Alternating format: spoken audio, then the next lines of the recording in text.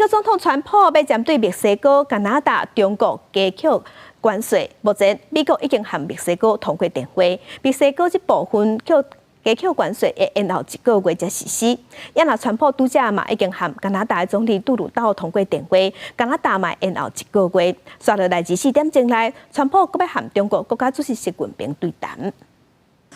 美国总统川普催生暂缓对墨西哥的关税威胁1个月，等待进一步的谈判了才决定。墨西哥当局派1万位国民卫队到边境处理贩毒的问题。Had a great talk with Mexico, and we had President Sheinbaum is a woman. I like her very much. We've had good relationships, but we have to stop fentanyl from coming in, whether I like somebody or not, and we have to stop the illegal aliens from coming in. Le dije, bueno, vamos a ponerlo en pausa un mes y estoy segura que en este mes vamos a poder dar resultados, buenos resultados a su pueblo, buenos resultados al pueblo de México. 川普甲墨西哥谈过了，就甲加拿大总理杜鲁道通电话。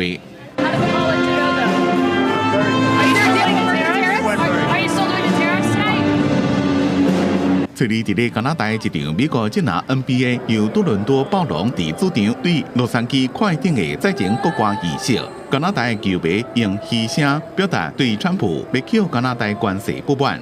川普北讲，这礼拜二随时将会开始对加拿大甲墨西哥输往美国的商品扣25%的关税。川普说落来将会甲中国国家主席习近平谈话。川普进前讲要对中国扣10%的关税。中国讲会向 WTO 提诉上采取反制措施。公司新闻黄文玲编译。